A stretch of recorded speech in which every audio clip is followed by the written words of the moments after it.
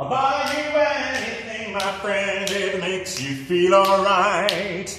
I'll get you anything, my friend, if it makes you feel alright. For I don't care too much for money, and money can't buy me love. Ladies and gentlemen, welcome to another segment of 11 Minutes of Spirituality here with me, your host, Charles Moulton. And I am right now in the Klausenschule here in Herten, where I work part-time, 2 afternoons a week, as a singing teacher. And today we have the topic of emotions, and it's a very wide topic. And first of all, if you're tuning to my YouTube channel, like and subscribe. The button is there. And please watch this video to the end. And try to like it. Try to hit the thumbs up. That would be very nice. Because these are topics that are very dear to my soul. Some forums in Facebook are really friendly, and they're giving me lots of likes, which I'm very happy about. Thank you so much for that. Emotions is a very, very, very wide subject. And luckily, for the last 100 years, we have evolved as a human species. Because if we look back through the centuries, we had this sort of Newtonian physics, where Newton said, well, a thing is a thing, and it's there, here, and everything's what it is. A chair is a chair, and a dog is a dog, and a human being is a human being. But now, with the quantum mechanics and quantum physics, we actually know not only do photons, what light consists of photons, not only do they actually are able to be in different places at once, electrons, we actually influence electrons where they go. And Einstein didn't actually want to believe that. Now, we are electrons. I've said this countless of times in my videos. We are 99.9% empty space. Everything in the universe is 99.9 empty space. And I won't go into that because I've said it so many times. Electrons, protons, and neutrons inside the atoms are constantly buzzing. So we are buzzing. We are buzzing with energy. So we are energy. When you see a chair, you're not seeing the chair because the chair is actually 99.9% empty space. What you're seeing is the field because everything buzzes. Now, earlier on, there's still some people that believe this view. They say, quantum healing, is all a bunch of mumbo jumbo. It's not true, and positive thinking and all that, it's sort of just mumbo jumbo. And there are still people who believe that.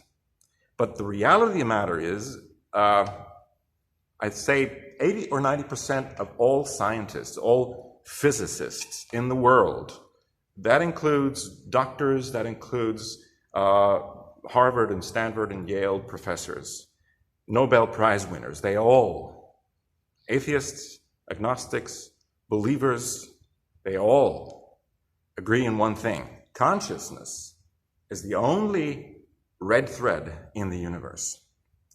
And they found out that you can actually influence an electron. And that the electron, we are made of electrons, they know each other. 2 electrons will know of each other and they will influence each other. Now, what has that got to do with emotions? Well, emotions are our language. More than languages. Because we know when we think of a friend, that friend will most certainly think of you. And that's not mumbo jumbo. Those frequencies, there's a Hertz frequency scale. If you look up that up, Hertz frequency scale, spirituality. And I posted this in my WhatsApp status. If you look at that, you'll actually see the Hertz frequency scale of different emotions. And it goes down from the lower emotions like anger up to the higher emotions like enlightenment. And that's not mumbo jumbo. You can actually heal cancer. You can heal a lot of things. Now, I hear a lot of people saying, oh my God, you can't heal cancer. You've got to go and get chemotherapy. You know that chemotherapy kills? I'm not saying that nobody's been healed by chemotherapy. I'm not saying that. See, I know some people who had cancer and they were healed by chemotherapy. Jose Carreras, for instance, and a technician friend of mine from Hamburg. He was healed, by chemotherapy. But what I'm saying is chemotherapy also kills the cells that are healthy. So, and I know of people who did not do anything about their cancer. For instance, a very famous actor, Peter Lustig. He had cancer, and he didn't do anything about it, and disappeared. A grandmother of a friend of mine, or a relative of mine, she had cancer, and she didn't do anything about it. Now, what I'm saying is, I mean, doctors like Bruce Lipton, who was a Stanford professor before he started freelancing, he also says that the positive thinking, or the energy, is actually the main thing. Prozac, you know, the famous health drug, is a placebo. Because Prozac doesn't have much, it doesn't have much actual stuff in it that's actually, working, that actually, really says what it does, It's not really that effective. But people believe in it. And that's why it works. Now, let's leave medicine out of this. We all know that when we walk into a room, we'll immediately feel the atmosphere. Now, if we're atheists, if we're believers, if we're agnostics, if we're Buddhists, if we're, what we say we are, if we're Christians, if we walk into a room, we pretty much right away feel that the atmosphere. Say, well, okay, it's quiet, nobody says anything, everybody's looking down. But it's more than that. We walk into a room and we immediately, sort of like a radar, we're looking at what's going on in the room. Are people sad? And it affects us. And we have to start viewing the world with better eyes than that. We have to start including things in our life that's actually coming to become proven. And that is the new reality. And we are buzzing energy. And we know that. And when I teach acting, I don't only work in the chorus and the opera, I also teach singing, but I also teach interpretation, I teach acting. And when I do teach acting and interpretation, I always say that you are energy, and your energy will go out and it will affect the people. Whatever you're thinking, whatever you're feeling, you're actually affecting the audience with those thoughts. And another friend of mine whom I've worked with, I've done some Elvis and some other shows with him, and he says the first thing he does, he works as a DJ the last 20 or 30 years, he says the first thing he does when he sees a crowd, he starts to feel the crowd. And that's not just, I'm starting to feel the crowd. But if you're honest, you have in your soul, in your spirit, whatever you call it, you don't have a soul. You are a soul. That's the reality. Everybody has a feeling. When you say, who am I? You don't say, who am I? You don't go like, who am I here? What's the first thing you do when you say, who am I? Who are you? You're pointing here. You're going there to your chest. You're not go, who am I? What am I thinking of? Because basically the brain tricks you, The brain tricks you all the time because it's in the world, but the soul is everywhere. And speaking of soul, God is not just, we say God, hell, which is actually bullshit because God is everywhere. God is in the energy.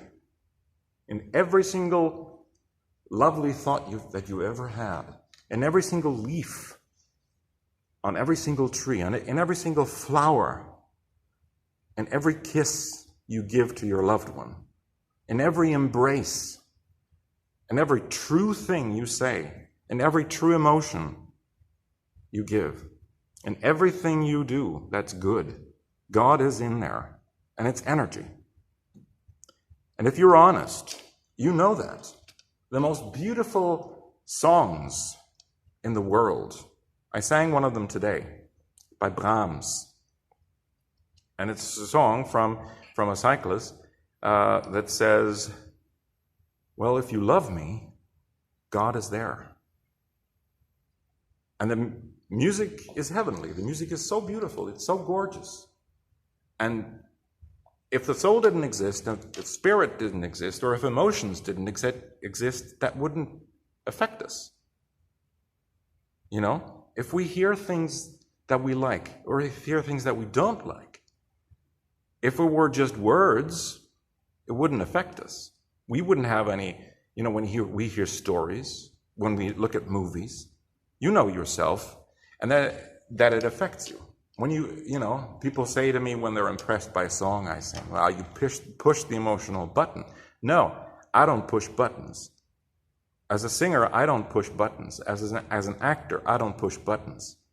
I feel something, honestly. And I try to convey that feeling. I try to be honest with my emotions, and I have deep emotions, and I share them, and the energy goes out. And the fact is, we are buzzing energy. And this energy affects the environment. We see every single day that our energy affects the environment. There was an interesting story.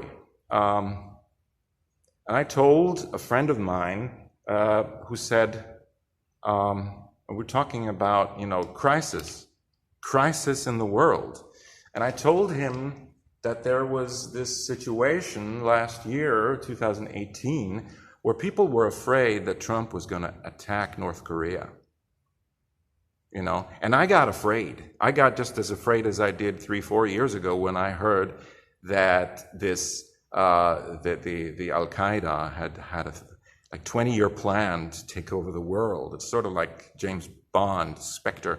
Oh my God, he's going to take over the world.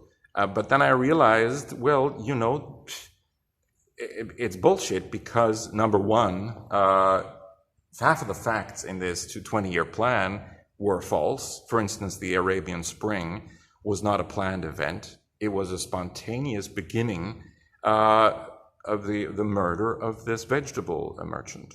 And it was purely spontaneous. So that was one of the things, you know. And I was saying, well, this voice within me said, no, I'm not going to believe that is going to be a big war. I'm not going to believe it. Because I know you brought me, I told to God, I said to God, I believe you brought me here. I've gone through so many things. I know what I was in a previous life. I know at least 3 of my previous lives. Now you brought me here. And you told me when I was young, through this fortune teller, you told me that everything's planned and you don't have to worry about anything. You wouldn't have brought me here, I told God. You would not have brought me here to bring me to that situation. So I said, I trust you, God. I trust you. I trust you to take care of the situation and take care of the world. And what did I hear last week? Kim Jong-un and Trump are now shaking hands, and Trump is inviting Kim Jong-un to the White House. Now, somebody told me the reason why the First World War actually happened was because everybody believed that it had to be. I bet you, and this is not delusions of grandeur, but I bet you that if there was one person, one single individual that really believed and said, no, I don't believe it's necessary. You know, the energy would flow around, you know, negative energy, and it would stop at that person. And the negative energy will say, well, we can't start a war. That guy doesn't believe in it, you know. So don't think that your emotions are not important. What you feel is very, very, very important. Because what you feel has buzzing energy, and it's the buzzing energy of your electrons that are dancing inside your atoms, and their frequencies. And don't think that quantum healing, and don't think that that love is not important. Check out the Japanese rice experiment, which is a very, very simple, basic thing that a Japanese teacher did in a school. Took 2 jars of rice and had students pour good energy into the one glass and bad energy into the next glass. I hate you and I love you.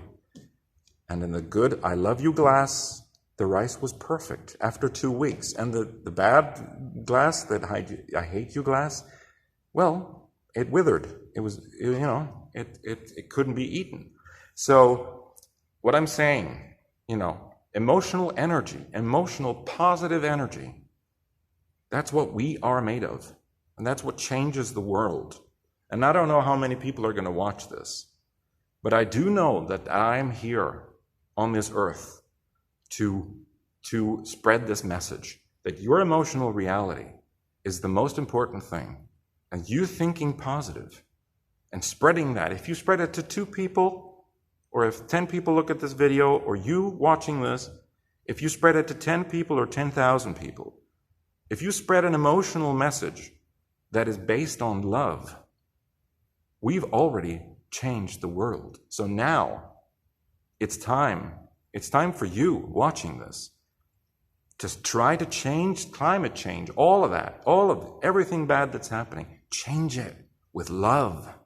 Try to change the world by seeing how you can solve climate change, how you can solve wars, how you can solve... Nobody's expecting you to solve the wars in Africa or anything, but solve things around you. People having fights or quarrels, solve it with love, or real love.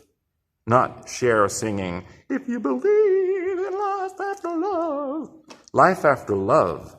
Life is not, investments in simple little love affairs. Everything is love. Everything is love. Music is love. Art is love. Friendship is love. Self-love is love. Buying a house is love. Investing in a relationship is love. Seeing your child grow up. Buying a dog is love. Going to have a pizza with a buddy is love. No matter how macho you get, everything is love. So try to love everything. And Jesus said it too. Love your enemies, even them. Because if the enemies don't get hate from you, they've already lost. They don't have a chance. If you love them, you've made them lose. If they hate you and say, I don't care, I don't give a shit.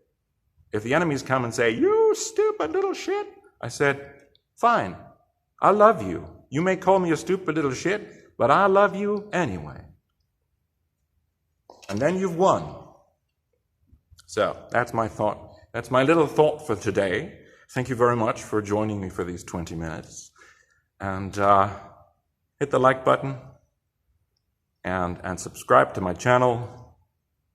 Peace and love and blessings and everything positive in the whole world. Ciao, ciao.